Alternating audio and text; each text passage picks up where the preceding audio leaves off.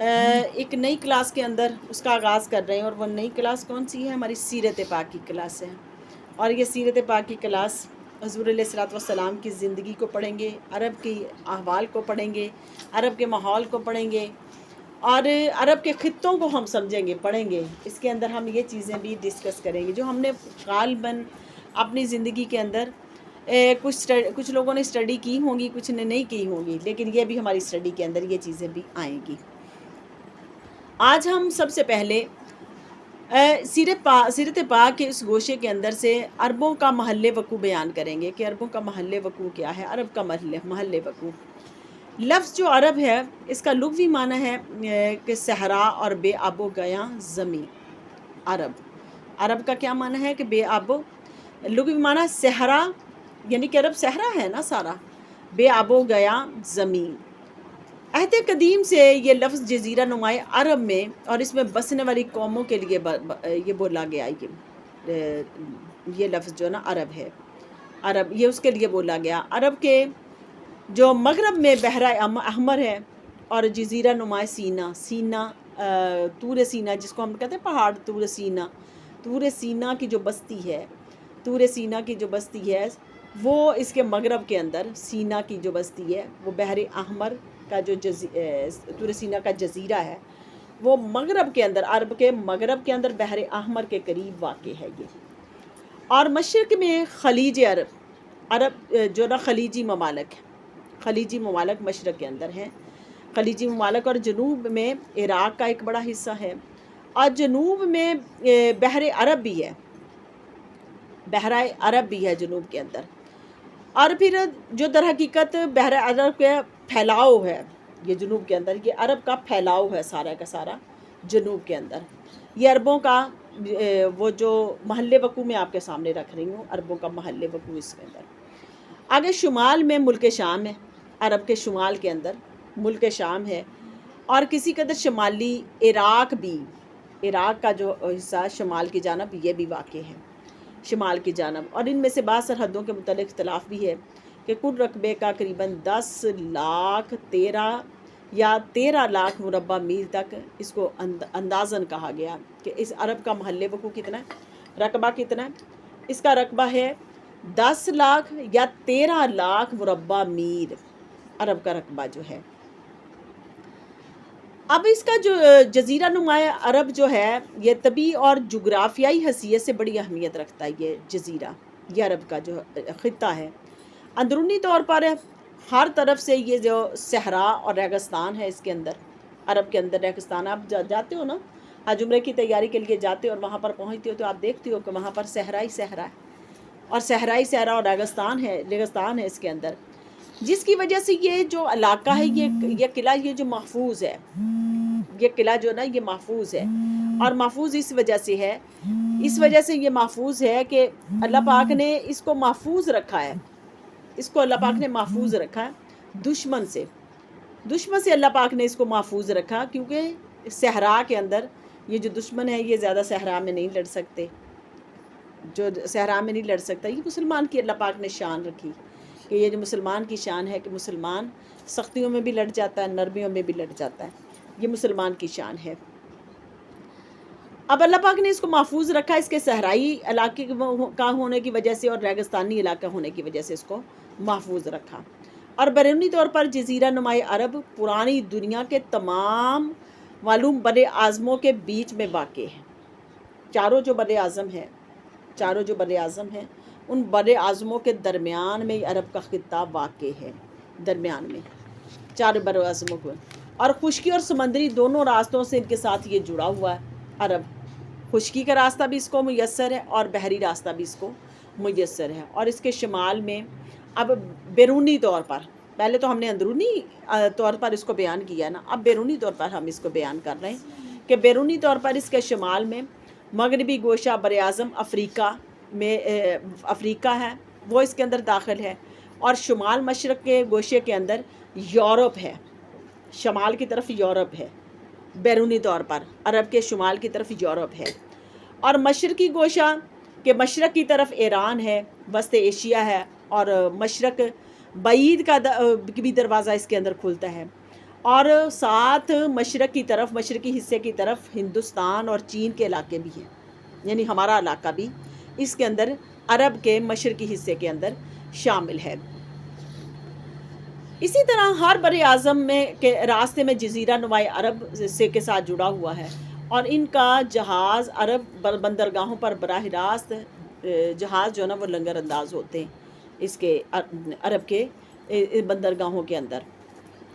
اب یہ جیسے جغرافیائی محل وقوع کی وجہ سے جزیرۃ العرب کے شمالی اور جنوبی گوشے مختلف جو نا قوموں کی آماجگاہ رہے، جیسے تجارت، ثقافت، فنون اور مذاہب کے لین دین اور ان کا مرکز و محور رہے۔ اب عرب جو ہے نا، عرب قومیں یہ بھی مختلف قومیں رہیں، عرب کے اندر قومیں بھی مختلف رہیں۔ وہ کیسے کیسے؟ مورخین نے نسلی اعتبار سے عرب اقوام کی 3 قسمیں بیان کی، نسلی اعتبار سے عرب اقوام کی 3 قسمیں بیان کی، اور وہ 3 قسمیں کون کون سی ہیں؟ ایک ہے عرب بائدہ، آپ نے پڑھا ہوگا نا، ہم اب پڑھتے تھے عرب عاربہ، عرب بائدہ، عرب مستعربہ۔ یہ کون سے تھے؟ یہ عرب کے وہ جو قومیں تھیں جن کا ذکر اس کے اندر آ گیا۔ اور عرب بائدہ یہ کون قوم تھی؟ عرب عربہ یعنی وہ عرب جو قبائل، یعنی پہلے سب سے عرب بائدہ ہیں، یعنی وہ قبائل ہیں، وہ قومیں جو بالکل ناپید ہو گئی، عرب بائدہ وہ قومیں ہیں۔ یعنی وہ کون سی قومیں؟ مثلا قوم عاد، قوم سمود، قوم تسم، قوم جدیس، قوم عمالقہ۔ قوم عمالقہ قرآن مجید کے اندر ہم نے ان قوموں کا ذکر پڑھا ہے نا، یہ قومیں اب ختم ہو گئی،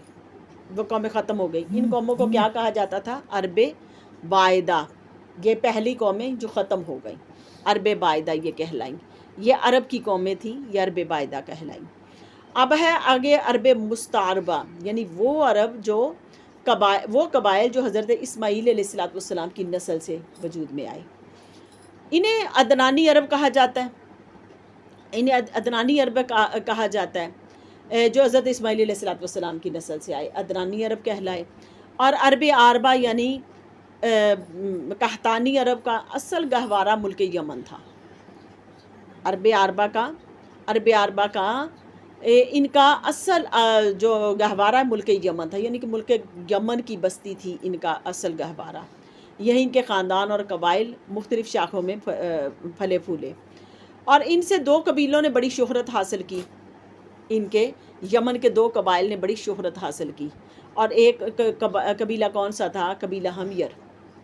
ہمیر، جس سے ہمیری بادشاہ بھی آئے، ہمیری بادشاہ آئے، جس کی وجہ سے یہ قبیلہ ہمیر بڑا مشہور ہوا، جس کی مشہور شاخیں زید الجمہور، قضاء اور سکاسک یہ ہیں۔ آگے کہلان، جس کی مشہور شاخیں ہمدان، انمار، توئی، مزدج اور کندہ اور لخم اور جزام اور ازد اور اوس اور خزرج، یہ اولاد جفنا میں سے ہوئے، جنہوں نے آگے چل کر ملک شام کے اطراف میں بادشاہت قائم کر لی، انہوں نے بادشاہت قائم کر لی۔ آگے یہ عام قبائل جو تھے ان میں جو اس کے اندر پائے جاتے تھے یمن کے اندر، یہ پھر یمن کو چھوڑ کے جزیرۃ العرب کے مختلف حصوں کے اندر یہ پھیل گئے، یہ لوگ کہلانی جو کہلائے، یہ ایک ہی جگہ پر نہیں رہے، یہ قبائل مختلف جگہ پہ عرب کے مختلف حصوں میں جا کے پھیل گئے، اور مختلف حصوں میں انہوں نے جا کے رہنا شروع کر دیا، اور وہاں پر یعنی کہ ترک وطن ہو گئے، اور وہاں سے انہوں نے ہجرت کر کے دوسرے ملکوں میں چلے گئے، یعنی کہ رومیوں نے مصر، شام پر قبضہ کر کے اہل یمن کو تجارت کے جو بحری راستے پر اپنا تسلط جما لیا، تو یہ نا بڑی شہرات کی سہولیت اور غارت کو ختم کر دیا انہوں نے، یعنی کہ ان کی جو نا شہراؤں کے اوپر انہوں نے قبضہ کر لیا، جس کی وجہ سے اب یہ جو یمنی تھے، یمنیوں کو ذرا مشکلات کا سامنا کرنا پڑا۔ تو یہ جو یمنیوں کو جو مشکلات کا سامنا کرنا پڑا، تو یہ یمنی یہاں سے پھر ہجرت کر کے، کیونکہ جو مصر والے اور شام والوں کا ان کے اوپر قبضہ ہو گیا یمن کے اوپر، جب انہوں نے قبضہ کر لیا تو اب یہ جو ان کے مکین تھے، رہنے والے تھے یہاں کے، یہ پھر ہجرت کر کے دوسرے علاقوں میں چلے گئے۔ اب دوسرے علاقوں میں جب چلے گئے تو وہاں پر انہوں نے جا کے اپنا تسلط کیا، تو یہ کہلانی کہلائے، اور انہوں نے پھر وہاں پر ان کی کیونکہ یمن کے اندر تجارت تباہ ہو کے رہ گئی اور ان کے وہاں پر کوئی ذریعہ معاش نہ ان کا رہا، تو اس وجہ سے یہ وہاں سے ہجرت کر کے دوسرے شہروں میں چلے گئے، اس لیے یہ کہلانی کہلائے۔ اور ہمیری خاندان میں ابھی بھی ان میں بھی جو نا آپس میں چمکلش رہی، ہمیری خاندان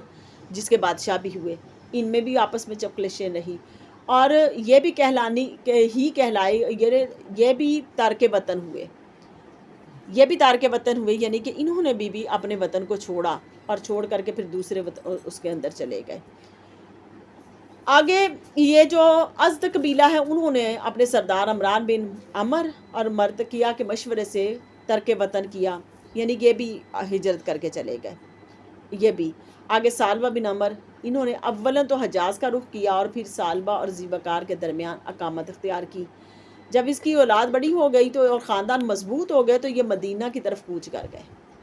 یعنی کہ یہ لوگ بھی، یعنی دیکھو کہ وہ لوگ ایک جگہ پر جم کے نہیں بیٹھتے تھے، ایک جگہ پہ جم کے نہیں بیٹھتے تھے، یمن سے چلے مل کے شام اور دائیں بائیں گھومتے رہے، گھوم کے پھر مدینہ پاک میں آئے،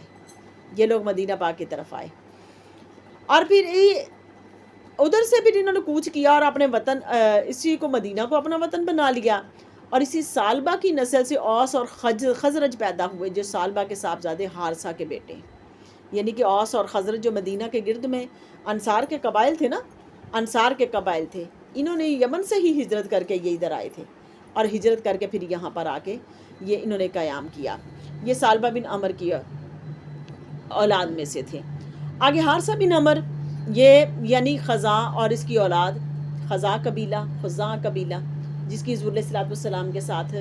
معاہدہ کیا تھا، آپ نے دیکھا نا کہ فتح مکہ ہوا، اور فتح مکہ کے اندر خزاں قبیلے کا ذکر ہے، یہ ان کا یہ ذکر ہے، خزاں ان کی اولاد، یہ لوگ پہلے سرزمین حجاز میں گردش کرتے ہوئے آئے اور مر زہران میں خیمہ زن ہوئے، اور پھر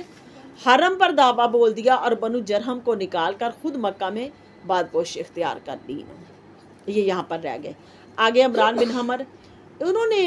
ان کی اولاد عمان میں سکونت اختیار کی انہوں نے، اور عمانی کہلائے، اور نصر بن ازد، اس کا تعلق بھی یہ بھی قبائل تہامہ کے رہنے والے تھے، تہامہ جو بستی تھی وہاں کے رہنے والے تھے، اور یہ لوگ ازد شنو کہلائے یہ لوگ۔ آگے جفنہ بن عمر، انہوں نے بھی ملک شام کا رخ کیا اور اپنی اولاد سمیت وہیں متوطن ہو گئے، یعنی وہیں مکی ہو گئے وہاں پر جا کے ملک شام میں، اور یہی شخص عطانی بادشاہوں کا جد اعلیٰ بھی رہا،